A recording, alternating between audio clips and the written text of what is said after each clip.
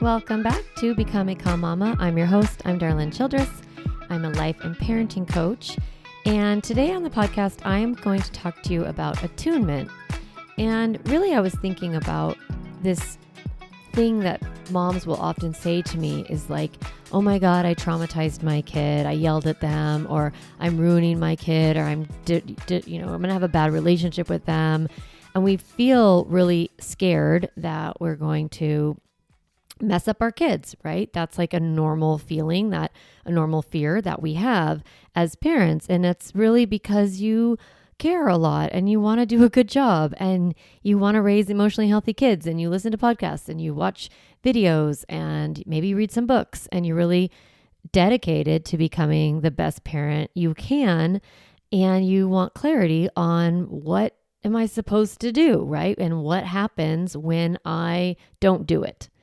So this is in a two-part series. I'm going to talk about this concept of attunement, and then I'm going to also talk about repair. So this is sort of what you want to be doing, okay? And I'm going to normalize that you're not always going to be able to attune or connect, as I think of it, and help you understand that when you don't, what are you supposed to do in order to prevent trauma, right? We're so worried about traumatizing our kids and ruining them and messing them up.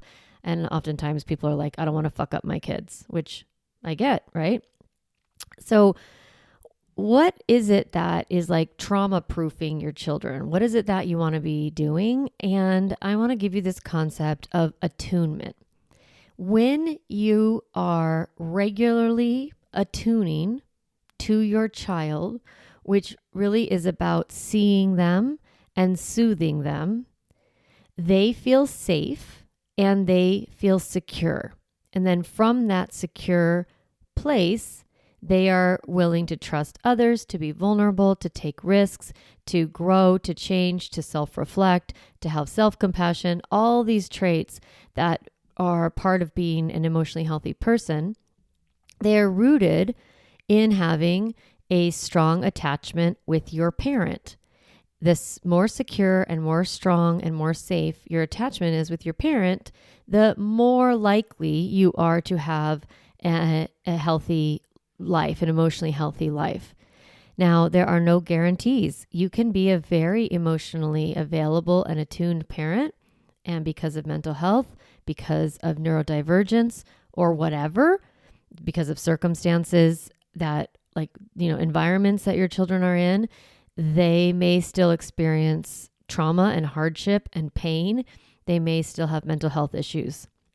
So this isn't a guarantee. And if you see somebody whose kids are struggling emotionally or mentally or in some aspect, we don't want to look and be like, oh, well, that's because of parents, right? Oh, they must not have been attuned, or they must not have done a good job. No, this is not about do A, B, and C, and for sure you're going to get D or whatever. This is for you as an individual person to look at yourself and decide, how do you want to show up as a parent, and what kind of strategies do you want to have in your family and in your experience as a mom or as a dad. So this concept of attunement isn't used. I don't want you to use it to judge others or to evaluate others. And I don't want you to think, oh, I must not have done something right because my kid is still struggling. Like, struggle is inevitable. Pain is inevitable. Uncertainty is the way it is in life. And I just want to kind of normalize that, because I have been working in this field for 15 years and I've seen parents who really do follow the Calm Mama process and have all these years, and they have young adults and their young adults are struggling. And that has a lot to do with the culture, with post-pandemic fallout, with, the pressures of social media, over-reliance on video games. There's a lot of factors that go into raising a person, and some of it is parenting, like some of it is personal, and some of it is more of a public responsibility. Okay, so that's all some caveats. Now let me get into attunement. So attunement is really this process of feeling seen and feeling felt, right? We want our kids, when we talk about, emotional coaching them, gentle parenting, compassionate parenting, connected parenting, calm mama parenting, what we're all talking about is really developing this practice of attunement. So attunement is the process of seeing and soothing.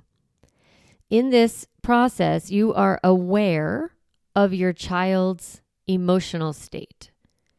So if they're misbehaving, if they are crying, if they are, asking for something, if they're, whatever is happening, whatever you're seeing on the outside, you are looking to try to figure out what might be going on the inside. So this is like taking what's on the outside and using the behavior or the facial expressions or the body language as a clue to what could be going on the inside. Attunement is that process of becoming aware of your child's internal mental state. And the way you do that is really by just kind of first paying attention to noticing your child's emotional state, looking at their behavior and wondering what could be going on underneath here. This is all in the Calm Mama process, the step of connect. So everything under attunement that I'm teaching today is really under the part of the Calm Mama process that's connect. So the process, remember, is calm, connect, limit, set, correct. So calm is all about you and your emotions. Connect is all about your child and their emotions. So when we are talking about validating emotion to helping our kids feel seen, helping our kids feel felt, we're talking about attunement. We are attuning to their internal mental state. We're understanding that your child, they have an inner life. They have thoughts and feelings and reactions, and they have a perspective on life, and they're walking through the world experiencing something. They are seeing the world through their eyes and through their experience. And our role as a parent at times is to come along and almost like try to slip into their narrative, coming into your child's story, to their perspective, to their emotional state, and then responding to that emotional state by recognizing it, trying to, at least looking towards trying to figure it out, trying to help them. And then the second part of attuning, so you're seeing them and then you're soothing. So with attunement, when your child is in distress, that's when they are needing soothing. So they have a negative experience for whatever reason. And when we come alongside of them, we recognize that they are in some sort of internal distress. It's showing up through their behavior, through their body language, through their words, that we are then looking and seeing, okay, this person is struggling. Let me come and support them. We are going to communicate to them, you're not alone. I see you. I'm here to support you. Now, soothing is not about solving problems. It's not about making things better, fixing everything. Fix-it energy isn't really soothing energy. Attunement is really coming alongside someone and recognizing that they're having an emotional experience and validating it as real and true, and just being there as an emotional support for them. So we're listening to and we're reflecting our child's experience, understanding and respecting their state of mind, seeing the world through your child's point of view. Let me go through a couple of examples. Imagine you have a child who's being hurt by a sibling or a friend. They're feeling sad, right? They're feeling frustrated by their sibling, or they're feeling sad that their friend is rejecting them, or they're struggling on the schoolyard. And so we're going to come alongside them and recognize that they might be feeling disappointed, that they might be feeling confused, and you would narrate the circumstance to them. This is all the connection tool.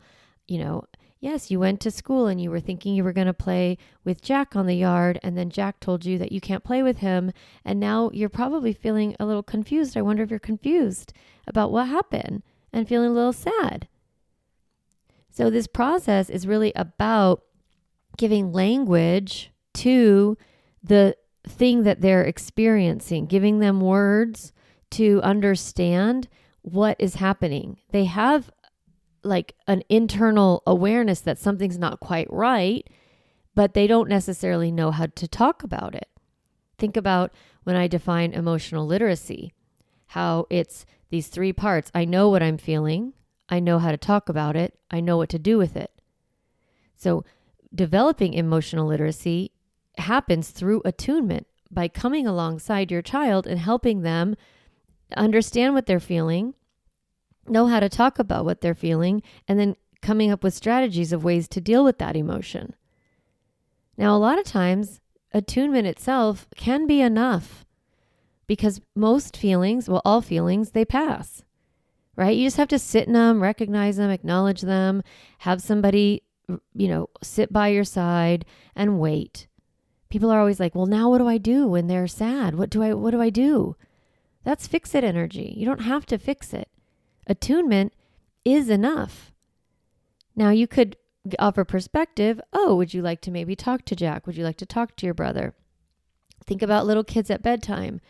Bedtime to us is like the best time of the day, right? We love it. It's like, go to bed, kid. I don't want to look at you anymore. I'm tired. It's night. Go to sleep. But to a child, from their perspective, bedtime is the worst time of the day. It's dark. There's no more playtime. You're not around. They feel sad. They feel scared. They feel overwhelmed. Bedtime is hard. Does that mean you don't make your kids go to bed? Absolutely not. Of course, you still need to have limits. But attuning and saying, yes, of course, it seems like bedtime is really hard. Is it hard for you? Yeah. Do you feel sad when it's bedtime? Of course you do. Okay. And then you can start to problem solve. Well, it is bedtime and I'm not staying. I'm going to stay for 2 minutes. So what can you do to take care of yourself? And you start to give them agency.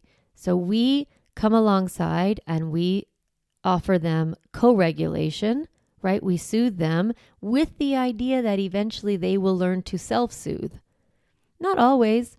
We all want attunement.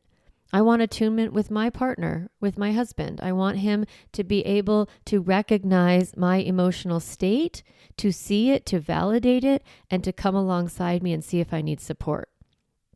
This has been a constant learning between the two of us, that when I am needy, sometimes it's hard for him to see me that way, and he doesn't want to attune to me. He wants to either fix my problem so I don't feel that way. He wants to rescue me from my emotion, or he wants to minimize my emotion by telling me it's not that big of a deal and get over it. It's like that thing that I'm seeking can be really hard for adults to give to other adults. So I'm not saying this is easy, but it is a little bit easier with little kids. Not always. We're going to get into the obstacles of what comes up.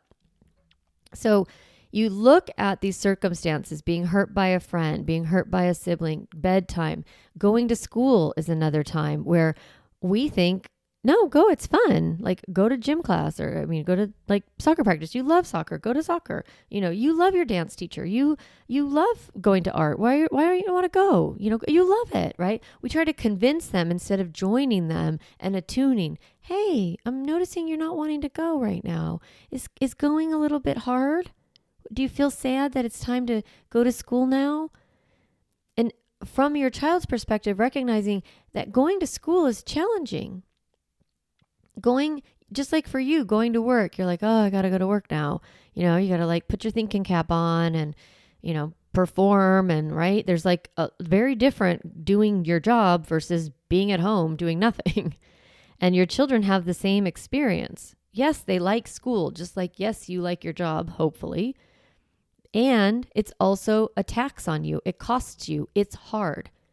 And sometimes all we want is someone to come along and say, yeah, that's hard. It's not great. It's great and it's not great. You love it and you also struggle with it. It's your favorite and you also don't want to do it right now. Yeah. I promise that a little bit of attunement goes a long way towards compliance. You always wonder, how do you get your kids to listen to you? How do you get your kids to quote unquote obey, right? Listen. And I want to suggest to you that the more connected your child feels to you, the more compliant they will be. It is a lot easier to do something hard when the other people around you are recognizing that it's hard and that you're frustrated and that you're doing it anyway. And like having that be seen and validated is really, really powerful. So not only do you get more compliance, right? It's a good parenting strategy. It's an effective parenting strategy. I've also told you it's helpful for your children long term. But attunement also is really helpful because it models this process of emotional regulation. You come alongside your child and you help them understand that messy middle, the messy inside. You give them language to communicate it, to understand what it's called, to communicate it, and to cope with it. And you do that over and over and over again. Your child will eventually be able to do that for themselves. We use co-regulation in order to create self-regulation. So attunement is the process of co-regulating, coming along, recognizing when someone is struggling, helping support them, and then eventually they are able to do it on their own. When you help your kid with this attunement, when you help them understand that what's going on inside of them and giving them language for it and tools, they build up a lot more self-awareness. And self-awareness is one of the keys to emotional health. I need to be able to look at myself kindly, right? Compassionately, not critically, and evaluate my emotional state, my behavior, my patterns, my habits, and gently wonder and get curious why I behave the way I behave. How would I like to behave? And what do I need to change to get there? Right? That's this process of self-awareness. So when you help your kids become more self-aware, they become more emotionally healthy. This is also super important attunement because it normalizes the emotions and it creates this shame-free environment for processing negative emotion. We want our kids to not be ashamed of their feelings. Validating an emotion and recognizing it and normalizing it is a way to shame-free emotion. We don't always want our children to feel like their behavior is acceptable, right? Some behavior doesn't work. It's not safe, or it doesn't support the community. Climbing on the kitchen table is not safe. And it also isn't what the purpose of the table is, right? This is where we eat. This is not where we dance, okay? Unless you dance on the table. I don't know. You do your thing. But if it doesn't work in your family, it doesn't work. So we want our kids we don't want to validate their behavior, but we do want to validate their emotion, and we want to connect that their behavior makes sense based on their feelings. Here is another way to cope with your feelings, communicate with your feelings, process your feelings, express your feelings, is through this process of attunement. Now, how do you know when to attune and when not to attune? Right? So your child is seeking support from you. That is their natural state. The way that they are born is to seek support from caregivers. And so they are naturally going to look for the helpers and look for the people that they feel will help them when they feel sad, mad, scared, or whatever the emotion is. And so we want our kids to believe that we are an emotionally attuned and safe, landing place for them. We are a safe haven. We are their home base. When you develop a home base for your children, they eventually take that home base with them. It's funny, I hadn't thought about this till just now, but I grew up pretty poor. We never owned a home. We moved a lot. We never had a car. Like we didn't have a lot of things that people have. And my mom used to say, home is where I am. And I love that. And I believed that was true. I felt like no matter what, I could go home. Like I could be with her. And that's why the loss of a parent is so intense, because we lose our anchor in the storm, the thing we are tethered to on this earth. That's what you are. You want to trauma-proof your kids? Be their anchor in a storm. Be their home base. Be their secure spot. So we want to offer our children reliability and consistency in our caregiving, showing up in this attuned space. Now, we can't always do it because we're not always calm. So the obstacle to attunement is really our dysregulation, our emotional disconnection with ourselves. If you aren't attuned to yourself, it is going to be very difficult for you to attune to someone else. If you're not aware of your emotional state, how are you going to be aware of someone else's emotional state? So one of the things that is really hard about doing attunement is that we are not willing to be vulnerable with ourselves. We're too critical of ourselves. We have shut down. We're emotionally disconnected from ourselves. We are not attuned. So that is one of the challenges. And I want to invite you to start to explore yourself. That's a big thing with the pause break is, and all the tools around calm in the Calm Mama process are really an invitation to help you get to know yourself, to find yourself in who you are. Especially as a mom, you've changed so much. And it's like, what are you even thinking and feeling these days? And getting to know yourself. And you can do that through self-reflection. In the Calm Mama Club, I have the Calm Mama Journal. If you're in the club and you haven't taken a look at that in a while, go to the portal and download the Calm Mama Journal. There's a bunch of prompts in there. That's an invitation to get deeper and to get to know yourself, to come attuned. In the Calm Mama course, in the Emotionally Healthy Kids course, I talk about like reflecting on when you've lost your shit. What happened? Why'd you act that way? So getting to know yourself in a compassionate way is really important. Taking a pause break. When you find yourself overwhelmed, you want to be connecting with your kids, but instead you're yelling at them. Pause. Stop. Emotionally regulate yourself. Pause and reset your nervous system and your mental state. I say move your body, move your mind. So it's hard to connect to our kids when we haven't connected to ourselves. And that's what is our emotional regulation is important. You cannot co-regulate with your kid if you're dysregulated. All you're doing is creating more dysregulation. I'm not judging you. I'm going to talk about repair, remember, in next episode. Of course, you are going to be dysregulated at times. You cannot always be emotionally attuned to your child, nor do you want to be, and I'll tell you why in a second. But when you want to be and you are struggling, that's because you're not calm. Pause, connect with yourself, reset your nervous system, and then connect with your kids.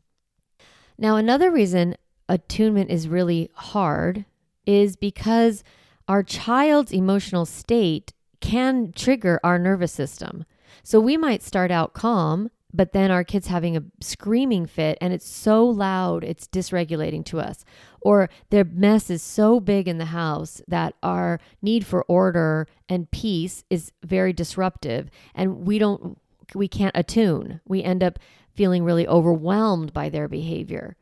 So maybe we're not angry, but we might be overwhelmed. So when our child's emotional state triggers our nervous system, that is a lot about calm as well, especially normalizing and figuring out what are your triggers in your kid's behavior. Like, is it messy? Is it loud? Is it when they say mean things, when they hurt their sibling? Kind of finding out, why does it bother you, right? coming to the club meetings and talking to me about it and getting some support and getting some advice on how to change your perspective, your own mental state in the midst of the behavior that's hard. Because our brain says, I've got to fix it, change it, stop it, solve it in order to feel calm. And so we shut the child down. And in that process of shutting down their behavior, and we're shutting down their emotions. We're not attuning to their emotions. Attuning is a better way of processing negative emotion versus shutting it down. So it can be really hard because sometimes we are just dysregulated as people because of our own issues, or our child's behavior can be really difficult for us. And in both of those cases, it's important for us to get better skills so that we can be calm. Again, you cannot be perfect with this, and that's okay. The third thing I see why it's so hard to do attunement is this is really like a confusing thing about parenting that I think people don't really talk about that much. But we are the person who causes some of the pain, and then we're supposed to soothe the pain. Let me explain. We tell our kids no, right? They have a desire. They want to play with a toy that's too loud. They want to eat a cookie when it's not cookie time. They want to stay at the park when it's getting dark and you need to go because you need to get dinner started. There is a constant tension in parenting because you are the person who enforces the rules and you're the person who soothes your child when they are mad about the rules. And that can be really confusing for you and them. You're like, you're sad that I said no to a cookie? And they're like, yes. And then they kind of look at you like, just give me the cookie and then we'll both feel better. And you have to like appeal to the future, like your higher ideals of like, no, I don't want to give in to this. I don't want to become permissive. I want to hold the boundary so you can have a compassionate limit set, right? You can be empathetic that bedtime is hard and it's still bedtime. You can be empathetic that going to school sucks and it's still time to go to school. You can have compassion for the struggle that like, I want to hit my brother, I want to hit my sister because they're being mean. You can say, of course you do. And hitting isn't allowed in our house. So having that attunement while holding the boundary is possible. And it's actually easier to do when you feel calm and when you feel compassion towards them. When you are attuned, it's easier to be more firm, believe it or not, because you're not feeling guilt. You're not in your own emotional state. You're not in your anger. You're not in your frustration. You're not in your guilt. You're not in your overwhelm. You're in their narrative. Now, I've said that it's hard to do this at times. And the goal is to be attuned. But I also want to let you know that it is not expected that you attend every emotional big feeling cycle that you're invited to. You don't have to be consistently attuned to your child. It's impossible to do that because that would mean you're consistently absencing yourself to go into your child's narrative. Your nervous system won't let you do that. So it's not possible, but it's also not healthy. Our children and all of our relationships are designed to flow in between connection and separation.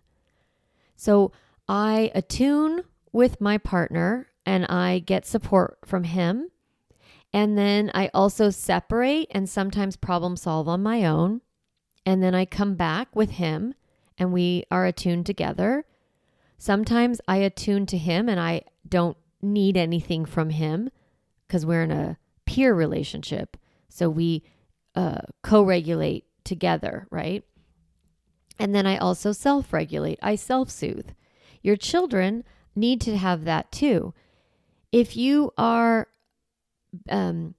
attuned too much, and that like anytime your child has an emotional upset that you feel you're supposed to solve it or soothe for it, you are kind of communicating to your kid, you can't handle this by yourself. It's like, can a baby cry for a few minutes without an adult? Absolutely. That's inevitable, right? Then when you come to them, you're like, oh, baby, and you soothe them and you pick them up. You go, oh, you were so sad. I wasn't near you. Yeah, I was in the potty. I had to go to potty, right? You kind of narrate and explain what was happening.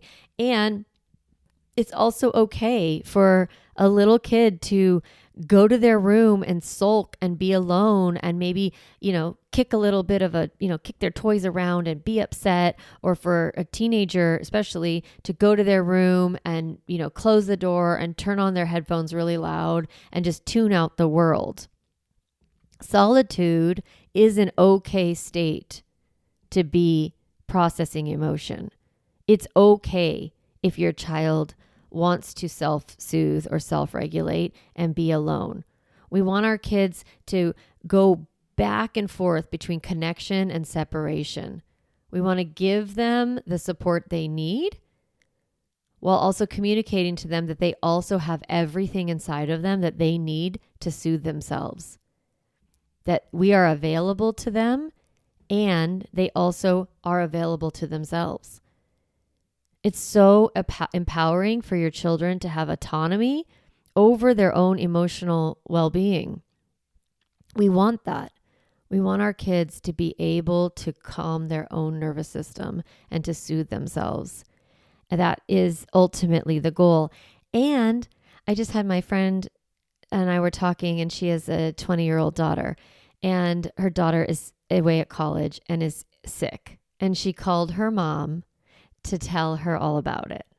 How great, right? To have a mom who you can call and tell all about it, and who helps problem solve with you and empathize with you and support you. And we also want to have a 20-year-old who can handle it on their own. So we don't need to always be available. Sometimes our unavailability helps our kids become more resilient. Thinking about last week's episode on resilience, it is good for our kids to have time to struggle alone and to find within themselves the solution. So I don't want you to feel pressure that you have to constantly be attuned to your kids, nor do I want you to feel that you shouldn't attune to them. I want you just to see it as a rhythm and a flow. You connect when you can and you separate. You let them problem solve, and then you also come to them. You invite them into conversation. Do you want some help and support? Are you looking for someone to help you with this? No? Okay. Yes, great. It's a relationship you're in. You're in a relationship with your kids, and your connection and separation is going to ebb and flow, and it doesn't mean anything. Okay? It doesn't mean that you're really good and or really bad. If your child is over-seeking, then you want to give them some more boundaries so that they learn to process some of their emotion alone. If your child is under-seeking, then I want you to build more emotional connection by doing fun stuff and giggles and connection time so that they feel back in a connection with you. All right. I hope that you learned some great things. If you loved this episode, please share it. I would love the podcast to grow this year and for more people to listen and more people to get the support that is available through this medium. And so please rate and review on iTunes or whatever it's called, podcast, Apple Podcasts, wherever you listen to podcasts. If you're a Spotify listener, comment and, make a little note like, I love this podcast. And, this was such a great episode, and maybe give a little takeaway or one of the things that you're going to learn from, that you're going to do differently, because we want to help as many parents as we can so that people don't feel so overwhelmed and alone and isolated, because parenting can be very lonely. And this podcast is a great way for parents to connect with some solid support. And of course, if you want even more support, you're always welcome to join the Calm Mama Club. It's $30 a month. Cancel at any time, join at any time. And we meet on Tuesdays for our weekly club meeting. I try to get to as many people as I can. You raise your hand, you ask questions, you listen to other parents. And everyone's really sweet and lovely in the group. And then you have access to all the resources, the online resources, and the Calm Mama handbook and the sibling class and, all the things. Calm Mama journal, so much good stuff. So would love to have you in there. You can join right on my website, calmmamacoaching.com, or you can reach out to get a complimentary consultation. I can tell you more about it. So thanks for listening. I love this podcast so much, and I appreciate anyone who listens, and I hope it's helpful for you. And I hope you have a great week. Hey mama, if you enjoyed this podcast episode, I want to encourage you to do two things. The first is go to my website, calmmamacoaching.com, and get a copy of the Stop Yelling cheat sheet. You'll get a step-by-step breakdown of the most important tool I teach, which is the pause break. And you'll also get 40 ideas to reset your body and balance your nervous system so you don't have to yell at your kids. You can get a copy of that, again, at my website, calmmamacoaching.com/stop yelling. The other thing I'd love for you to do is go to Apple Podcasts and rate and review this podcast so that other moms can discover empowering and helpful, practical parenting strategies just like you did today. Thanks so much for listening to the podcast. It means a lot to be in your ear every week and to support you on your parenting journey.